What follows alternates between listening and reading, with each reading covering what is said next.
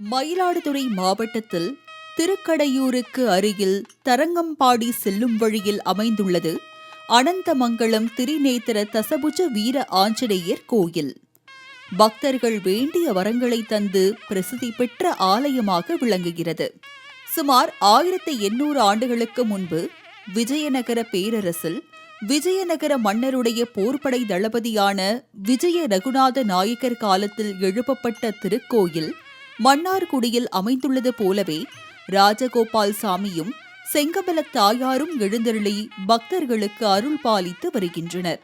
மங்களாசாசனம் பெற்ற 108 திவ்ய தேசங்களில் ஒன்றான இக்கோவிலில்தான் சிறப்பு வாய்ந்த திரிநேத்திர எனப்படும் 3 கண்களுடன் 10 கரங்களிலும் ஆயுதங்களுடனும் முதுகில் கருடாழ்வாரின் சிறகுகளோடும் ஆஞ்சநேயர் ஆனந்தமாய் காட்சி தருகிறார். இக்கோயிலை தவிர இதுபோன்று வெற்றி முகமாய் காட்சி தரும் வாயுபுத்திரரை வேறு எங்கும் காண முடியாது. ராமாயண போரிலே ராவணன் வீழ்த்தப்பட்ட போது அவன் சிந்திய இரத்த துளிகளில் இருந்து உருவாகிய அரக்கர்களான இரத்த பிந்து, இரத்த ராட்சசன் இருவரும் கடலின் ஆழத்தில் கடும் தவம் செய்து கொண்டிருந்தனர். அவர்களின் தவம் வெற்றியடைந்தால் ராவணனைப் போல பலத்தை பெற்று விடுவார்கள் என்று எண்ணிய ராமன் அவர்களை அழிக்க அனுமனுக்கு உத்தரவிட்டார். அழியா வரம் பெற்று அளவற்ற ஆற்றல் கொண்ட அனுமன் திருமாலின் சங்கு சக்கரங்கள், பிரம்மனளித்த கபாலம், சக்தியின் பாசம் அங்குசம், ராமபிரானுடைய வில்லம்பு, ராஜகோபாலசாமியுடைய வெண்ணெய் சாத்தைகள் இவை அனைத்தையும் 10 கைகளில் ஏந்தி சிவபெருமானின் 3வது கண்ணையும் பெற்று விஸ்வரூப ஆஞ்சநேயராக உருவம் எடுத்து கடலுக்கு அடியில் இருந்த 2 அரக்கர்களையும் அழித்து வெற்றி கண்டார். அரக்கர்களை அழித்து ஆனந்தத்தோடு அவர் ராமபிரானை பார்க்க வரும் வழியில் கடற்கரை ஓரத்தில் இயற்கை அழகு நிரம்பியுள்ள இந்த இடத்தில் பெருமாளுடைய தரிசனம் கிடைத்ததால் இத்தலத்திலேயே ஆனந்த தாண்டவம் ஆடியபடி அமர்ந்ததாக வரலாறுகள் கூறுகின்றன.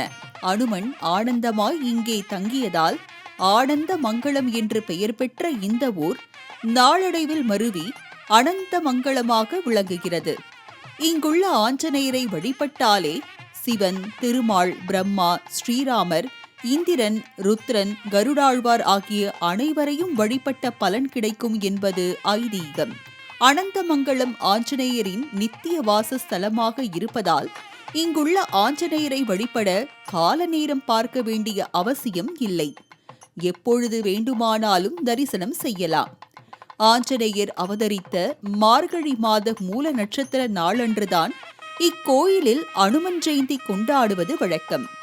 அந்நாளில் ஆஞ்சநேயருக்கு சிறப்பு அபிஷேக ஆராதனை வழிபாடுகள் நடைபெறும் போது ஆயிரக்கணக்கான பக்தர்கள் வெற்றிலை மாலை, துளசி மாலை, வடை மாலை, எலுமிச்சை பழ மாலை ஆகியவற்றை ஆஞ்சநேயருக்கு அணிவித்து மகிழ்ச்சி அடைகின்றனர்.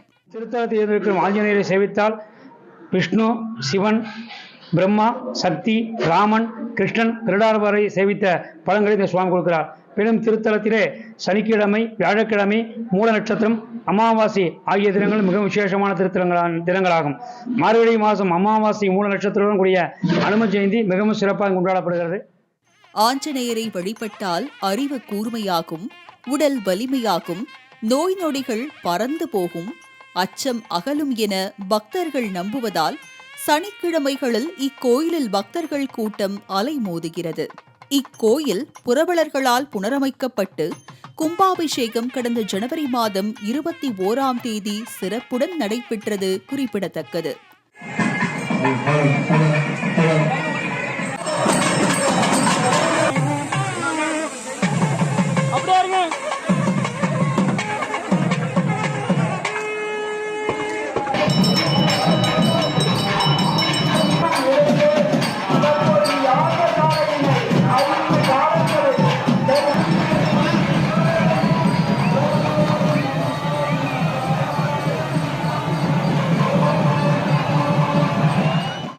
இங்குள்ள ஆஞ்சநேயரின் வாலில் நவகிரகங்கள் ஐக்கியமாகி உள்ளதால் அவரை வழிபட்டால் நவகிரகங்களின் பாதிப்புகள் ஏற்படாது என்றும், உடல் மனம் குன்றியவர்கள், திருமணமாகாதவர்கள், குழந்தை பாக்கியம் இல்லாதவர்கள், தொழிலில் நஷ்டமடைந்தவர்கள், ஊழ்வினையால் துன்பப்படுபவர்கள் இந்த ஆஞ்சநேயரை வழிபட்டால் அல்லல் அகன்று ஆனந்தம் பெறுவார்கள்.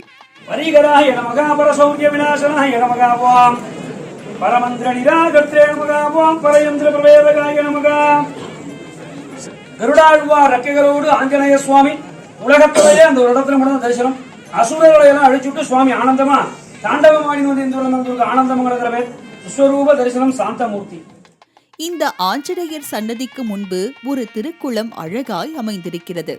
இந்த ஆலயத்தின் நுழைவு வாயிலில் காணப்படும் தெற்கு பிரகாரத்தில் உள்ள தாயார் மற்றும் கருடாழ்வாரை தரிசித்து பெருமாள் சன்னதிக்கு சென்ற பின்பு மகா மண்டபத்தில் உள்ள திரிநேத்திர ஆஞ்சநேயரை வணங்கினால் குவித்த கரங்களுக்கு நிறைந்த பலன்கள் கிடைக்கும்.